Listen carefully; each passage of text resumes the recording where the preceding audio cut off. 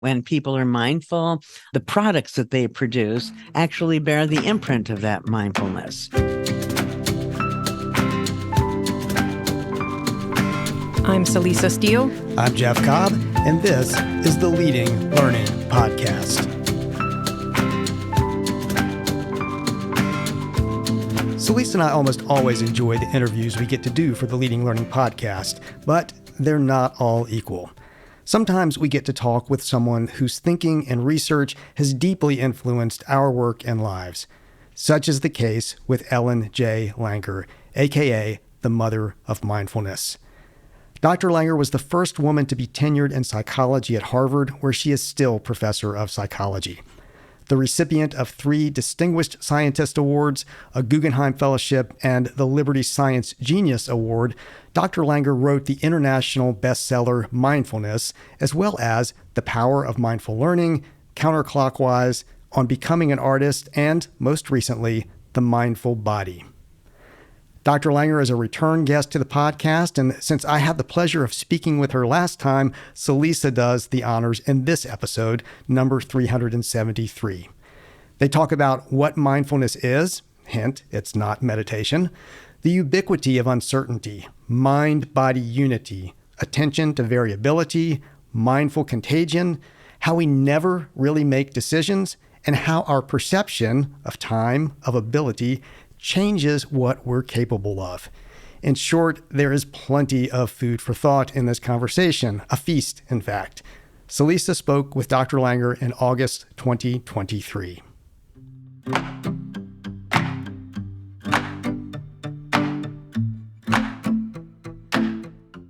So you are known as the mother of mindfulness, and mindfulness is clearly this thread that runs throughout your work, including your latest book, which we're going to talk about more in a minute. But just to kind of help listeners more fully engage in this conversation, tell us what you mean by mindfulness.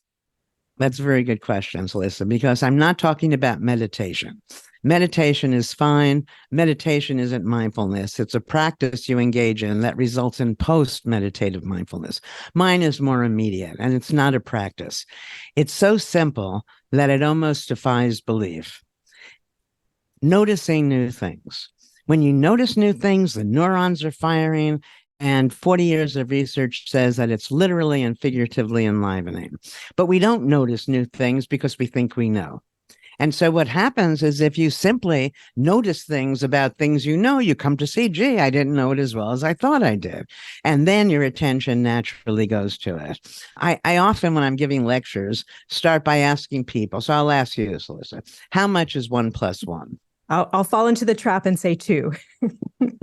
Yes, everybody does. That's what we were taught. And usually at that point, then you tune out. I mean, who is this woman and why should I listen to her? But it turns out that 1 and 1 is not always 2. If you're adding 1 pile of laundry plus 1 pile of laundry, 1 + 1 is 1. Adding 1 wad of chewing gum plus 1 wad of chewing gum, 1 + 1 equals 1. 1 cloud plus 1 cloud equals 1 cloud, and so on. In fact, in the real world, 1 + 1 probably doesn't equal 2 as or more often as it does. So what you need to do is sit up and pay attention. Is this an instance where 1 + 1 equals 2, or perhaps it equals 1? Actually, people often don't know that when they're adding, they tend to use a base 10 number system. But if you were using a base 2 number system, 1 + 1 would be written as 10. So, the answer to almost any question is it depends. And the way to be mindful is to start off recognizing the ubiquity of uncertainty. Everything is uncertain. Everything is constantly changing. Everything looks different from different perspectives. So as soon as you think you know, you're going to be caught off guard probably and find out in some instances you don't know. And this happened to me many years ago.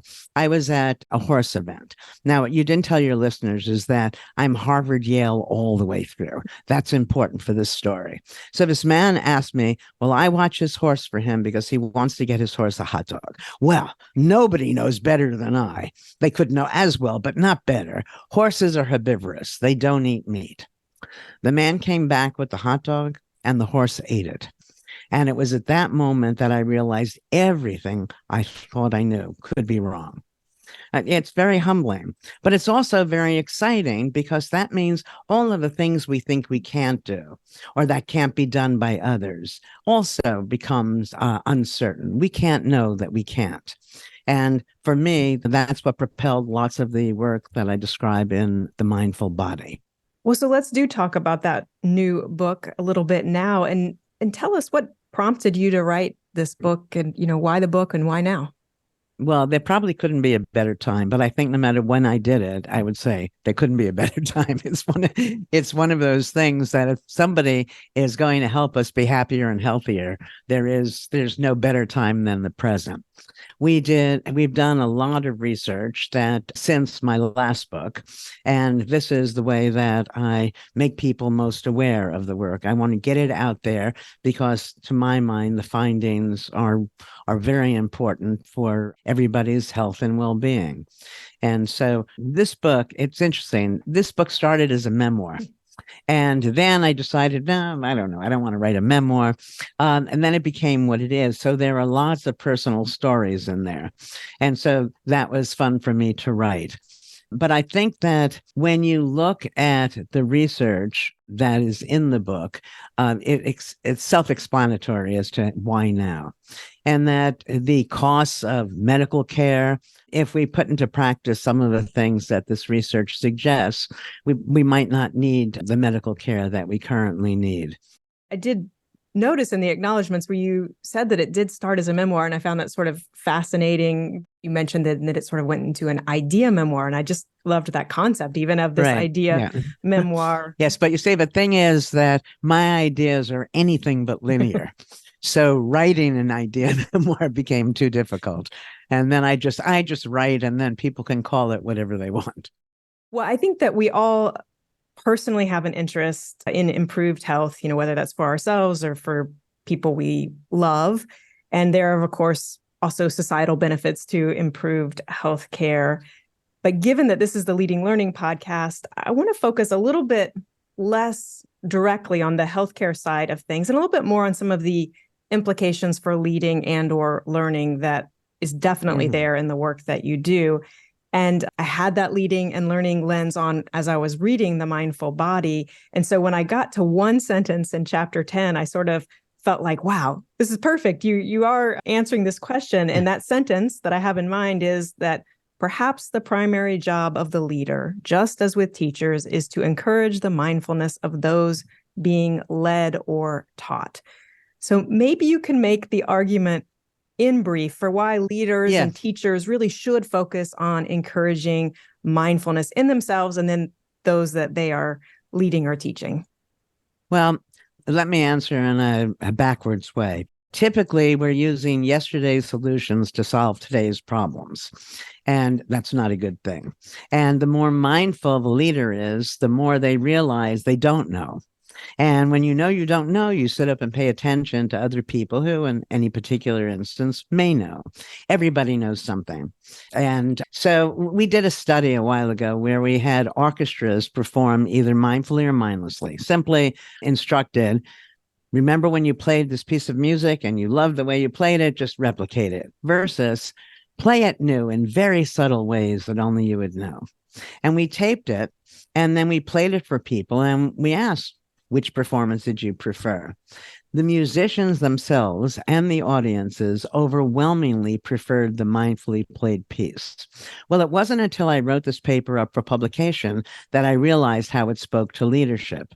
Here we have a situation where we have a group performance where everybody is essentially doing their own thing, but you end up with superior coordinated experience, performance. That if everybody is mindful, then everybody is drawing their cues from the same ongoing situation. And so once the leader recognizes that they don't know, and too many think they do know, and then again, they're using yesterday's solutions to solve today's problems, and they're never going to win the race, whichever race they're in. you tend to have a different respect for people.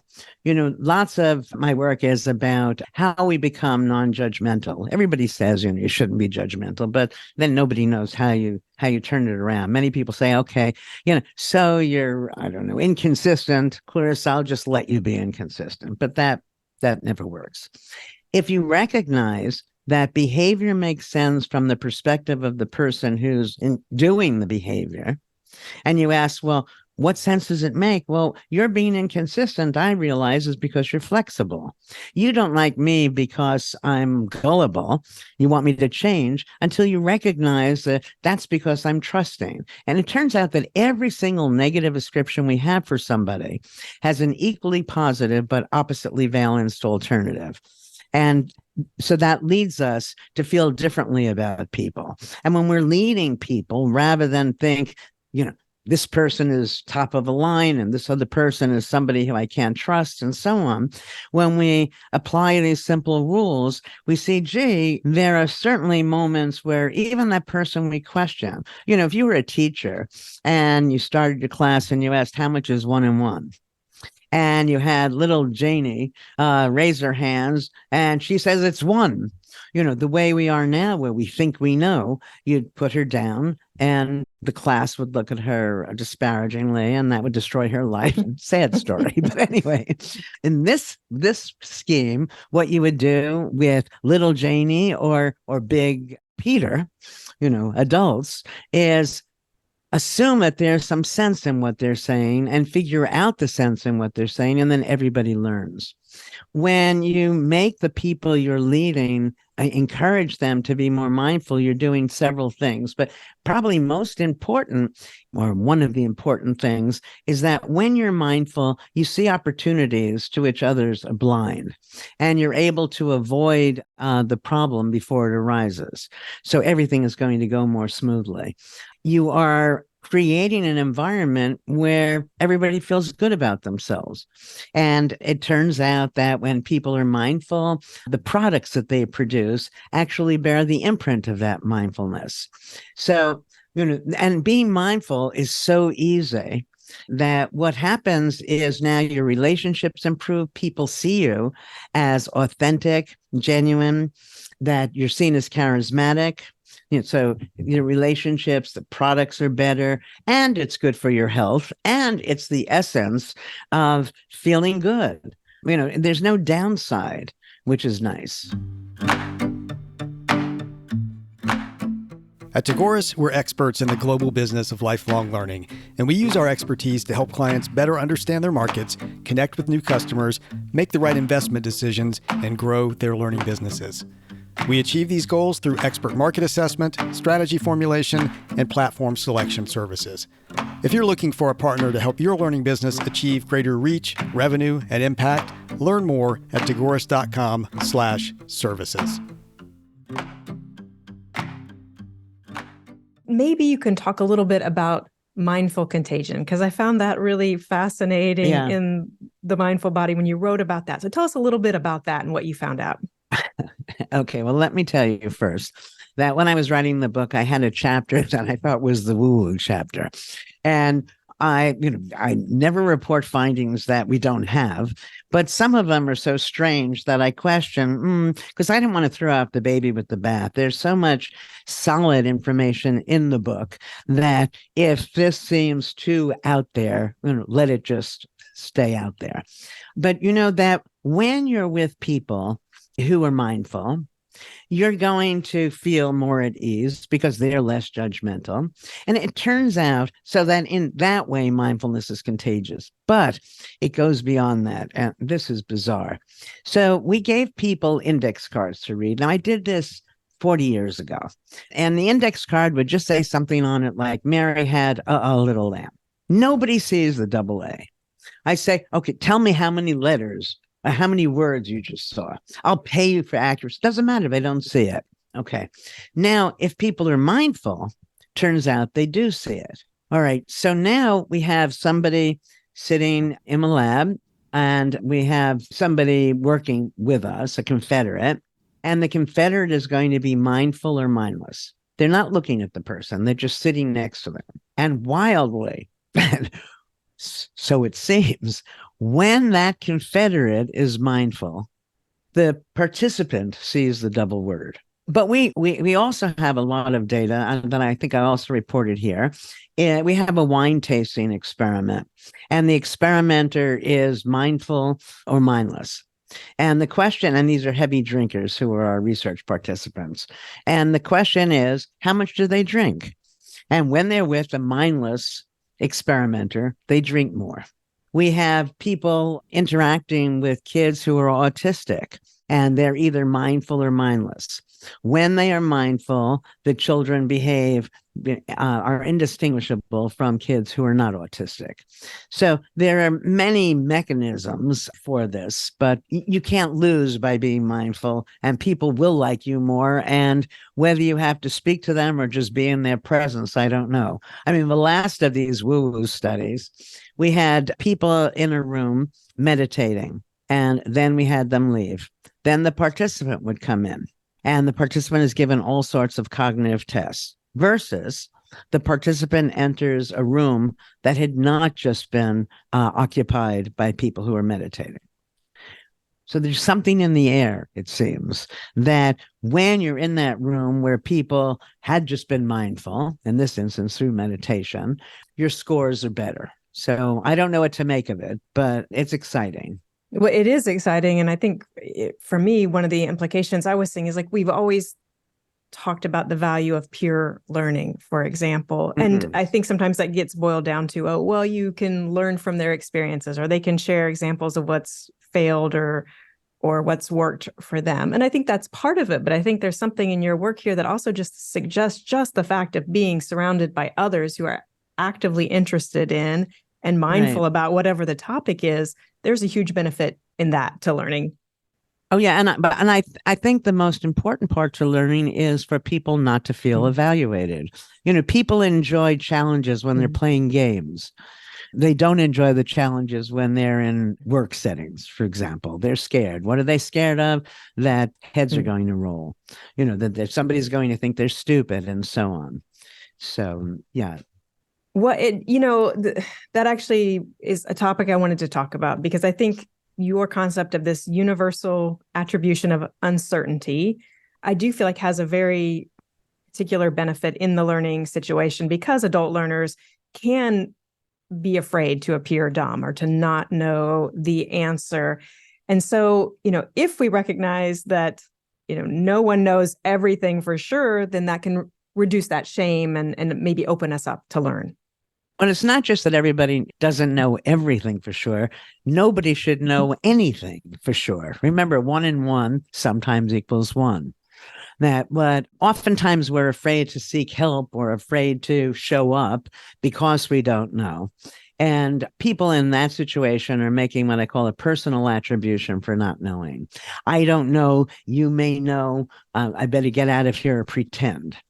And the alternative to that is a universal attribution, which is the correct one, I believe, in this instance. I don't know. You don't know. Nobody knows. Nobody can know, because everything is always changing. Again, everything looks different from different perspectives.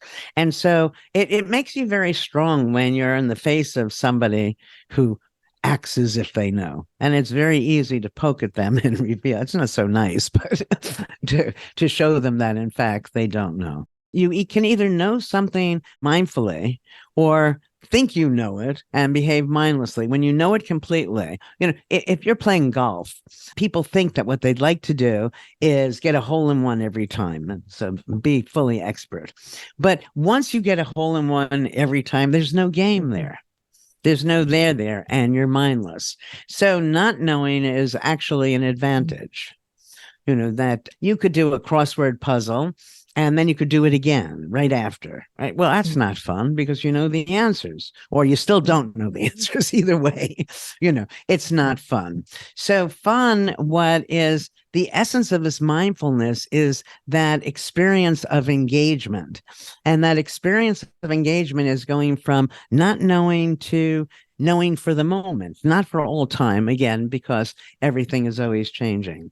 And one of the ways we should be teaching people to understand this is to teach conditionally. So you don't say this is, 1 and 1 is 2. The way to teach that more appropriately would be 1 and 1 may be 2, 1 and 1 can be 2, 1 and 1 is often 2, and so on. So because as soon as you think you know, then you're no longer there for the way things change.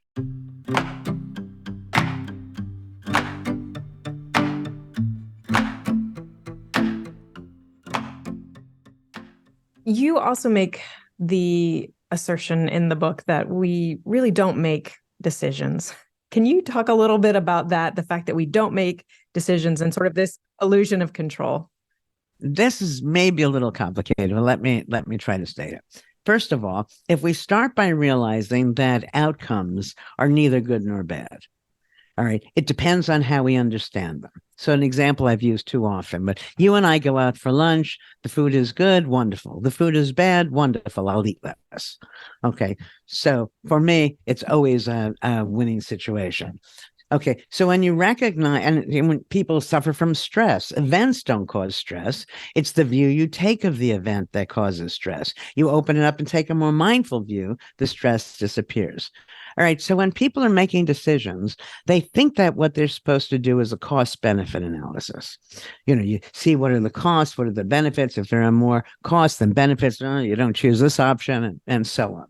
But if every cost is a benefit and every benefit is a cost, and it's all up to you to interpret that, then when you add them up, they're not going to tell you what to do. So you say, should we go back to that restaurant? I'm going to say whatever you want to do, because I know that if the food is still no good, I'm going to enjoy your company and not be distracted by eating, or I will be, I'll eat it. All right. So that's the first part. The second, so people think they should be doing these cost benefits. They shouldn't. Now, all decisions are between or among things that are the same or things that are different. When they're the same, it doesn't matter what you decide. And when they're different, as soon as you understand the difference, the decision follows mechanically. So, for example, if I say to you, do you want A or B? How could you know what to want? Right? What is it? So you gather some information and you see, A is $50 and B is $1,000. What's the decision, right? You mechanically just say B.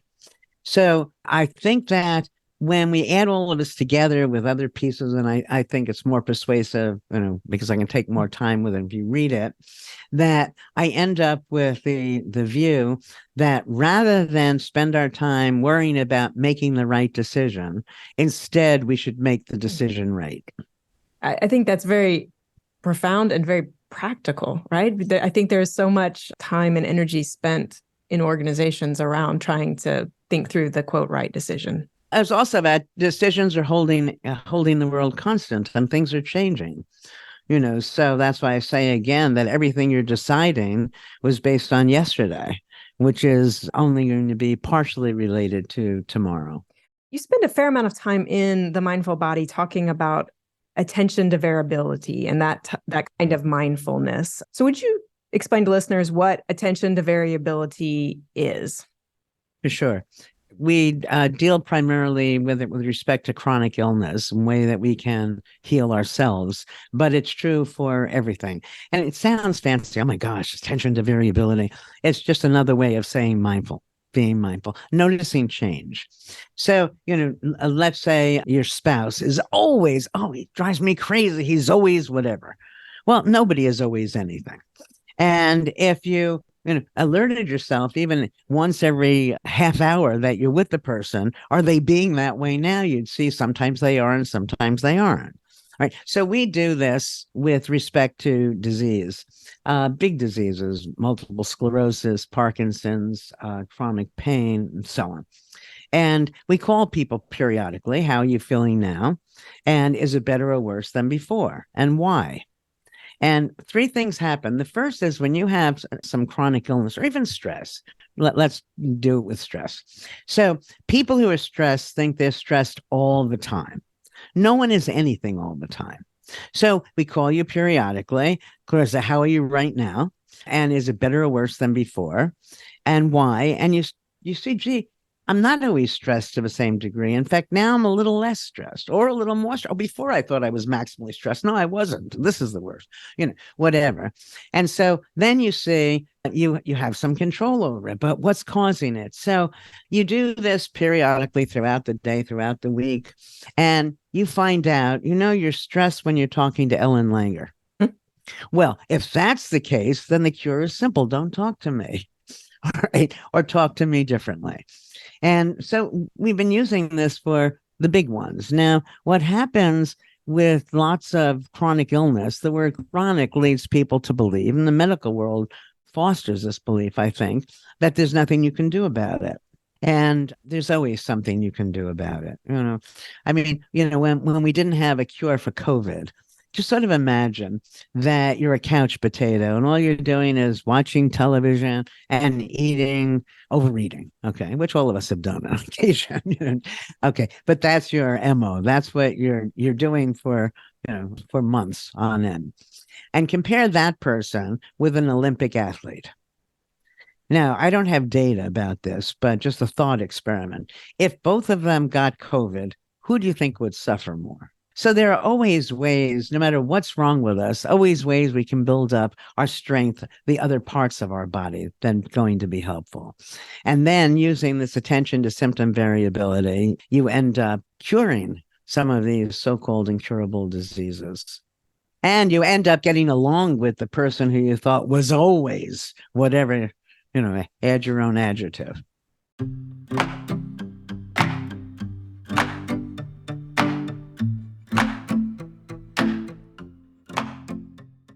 You share some studies around things like eyesight, which we tend to think of as fixed. And this idea of the varying some things and the attention to variability, it seems to, again, if I'm putting the learning lens on this, suggests some ways in which we might be able to outperform our own expectations if we're willing to open up and remove some of our expectations.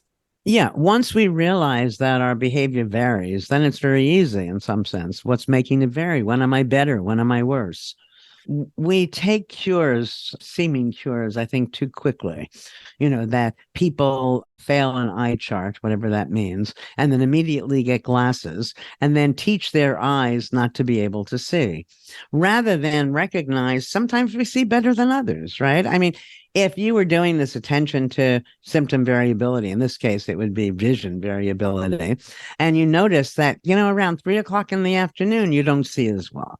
Well, then you have choices. You could put your glasses on. You could have an energy bar. That would be my choice. Just a chocolate bar would have to be. We could call it an energy bar because that's the way I'm using it. Or you could take a nap. That everything varies. And anytime we're holding it still, we're doing ourselves a disservice. So that's why if you were to have just one mindset, which is the only one you should have, it should be that everything is uncertain. So you get to exploit the power in that uncertainty. And something that I don't think we brought up yet, it's probably important. I probably want to know, how do I get from discussions about the illusion of predictability and decision-making and risk-taking, stress to chronic illness?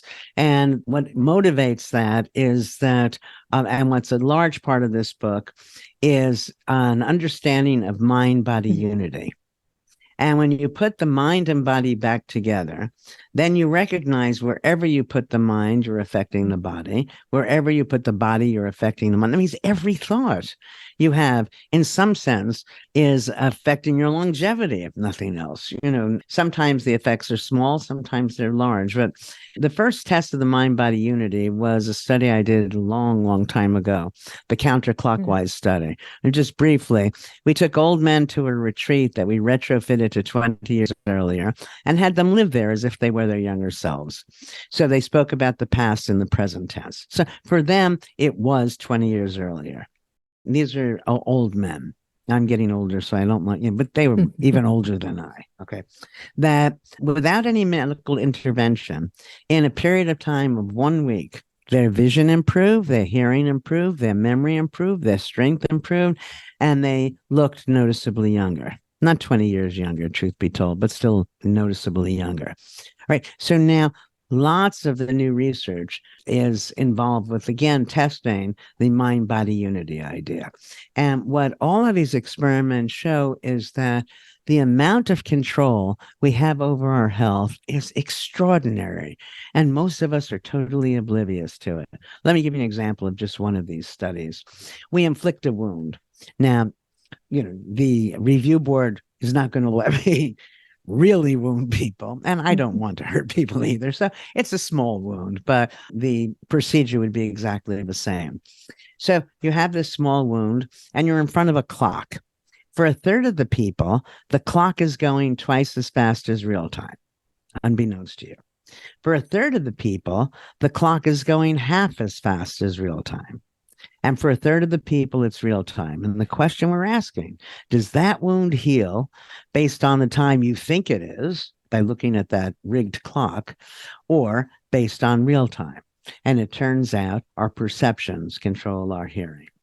We have people in a sleep lab who wake up, they see a clock that tells them they got more sleep than they got, less sleep than they got, or the amount of sleep. And again, biological and cognitive functions follow perceived amount of sleep. So much more is possible than most of us realize.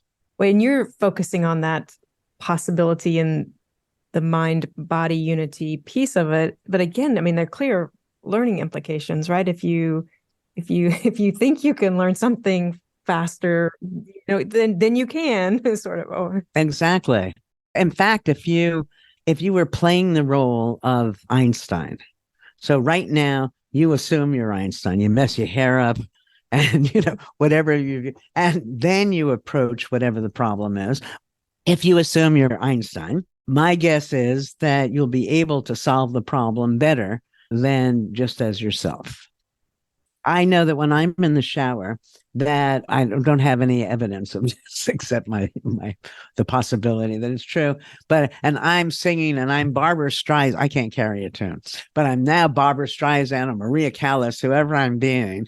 I hit more notes, and nobody is within earshot, or else I wouldn't be singing. So who knows? But yes, there's no question that we can do more. In fact, we did a study ages ago. I don't remember the details of it, but what we did is we had people do something, and then we just asked them to do 4 more, and everybody was able to do it. We can all do them. And, in the book, we have lots of studies on fatigue. And what we find is that the context, in some sense, determines how tired we get. You might have somebody at home who's word processing, and, fingers are killing him. He's really bored out of his mind. He's exhausted. He goes home exhausted and now sits down and plays the piano. Oh, it's the same thing, right? Except it's not. The context, okay? So we have lots of studies, but the simplest one is, if I asked you to do 100 jumping jacks and tell me when you're tired, most people say they're tired around 67, somewhere between 65 and 70, 2/3 of the way. If I ask you to do 200 jumping jacks, now people aren't tired till about 170, 140 rather, 2/3 of the way. So we sort of set ourselves up. And I think part of the reason, this may be getting too involved in the weeds here, but part of the reason might be that the structure we use for an activity allows us to get out of the activity and then go on to something else. You see, mindfulness is energy beginning. And I'm having such a good time talking to you, Celisa, that, why should I do anything else?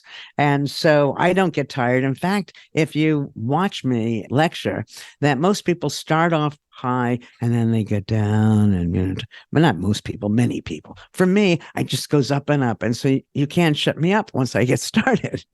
So now there's a life to be lived, right? How do we arrange so I can go on with the rest of my life, since whatever I'm doing, I'm enjoying so much. So we build in an amount of time something should take, and then we can easily exceed it.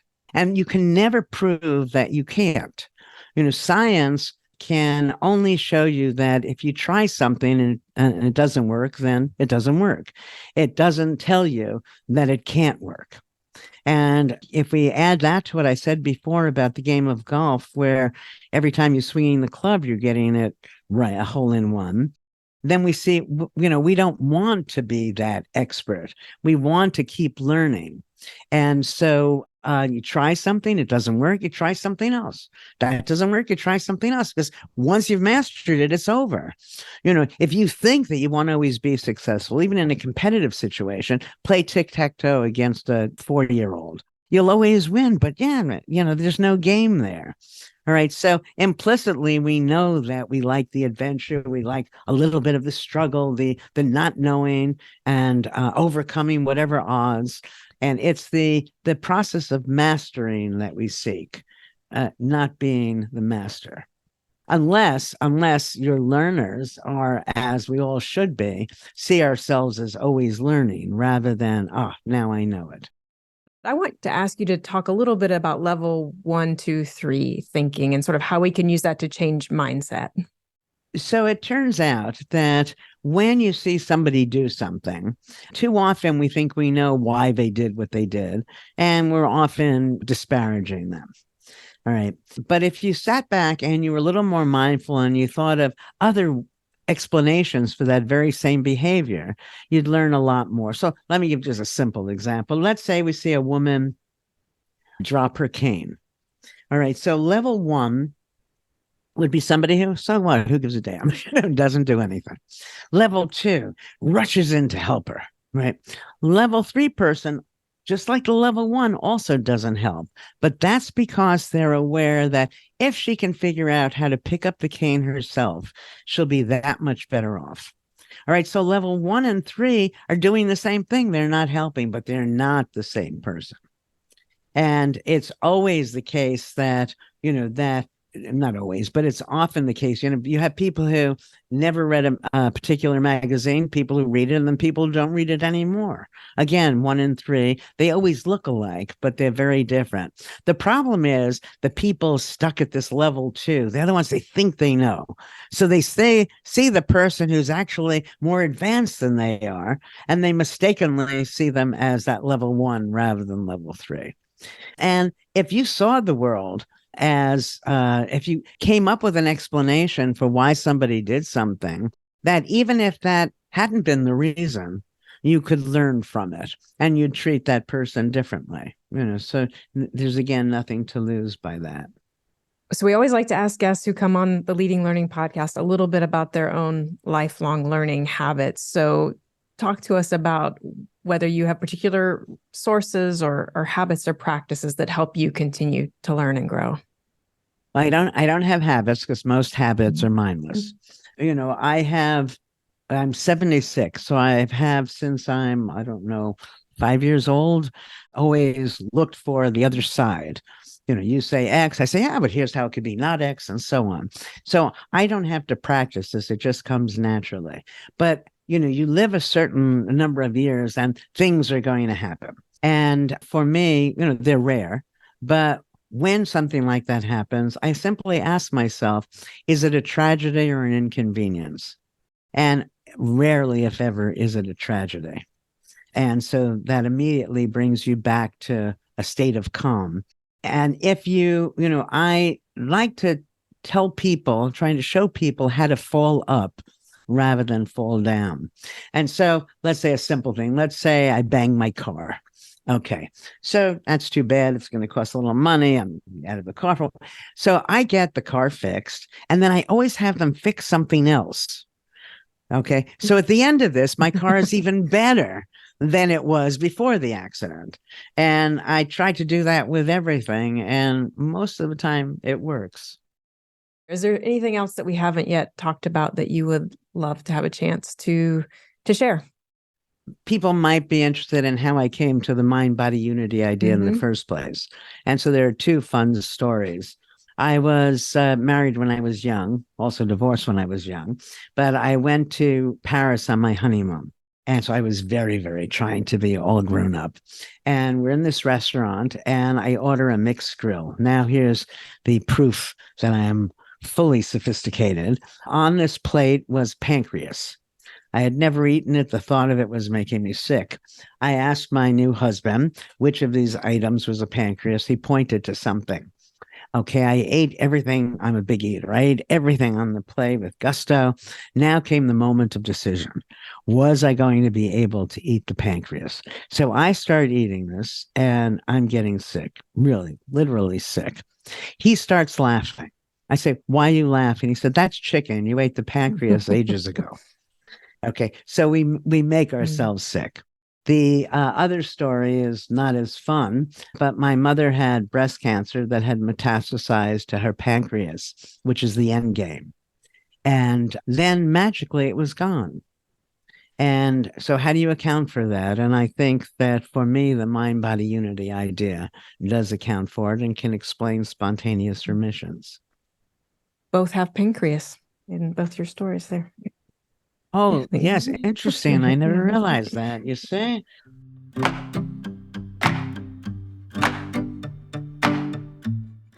Dr. Ellen J. Langer is professor of psychology at Harvard and author of the books The Mindful Body, Mindfulness, The Power of Mindful Learning, and more. Learn more about her books and work at ellenlanger.com. As I hope you heard in the interview, Dr. Langer is smart, insightful, and funny, and we do encourage you to read her work and think about the implications and applications for your learning business. And Celisa and I would be grateful if you would rate the Leading Learning Podcast on Apple Podcast or wherever you listen, especially if you find the show valuable, because ratings help us show up when people search for content on leading a learning business. And please spread the word about leading learning, whether in a one-on-one conversation with a colleague or a personal note or on social media. In the show notes at leadinglearning.com/episode 373, you'll find links to connect with us on Twitter, LinkedIn, and Facebook. Thanks for listening, and see you next time on the Leading Learning Podcast.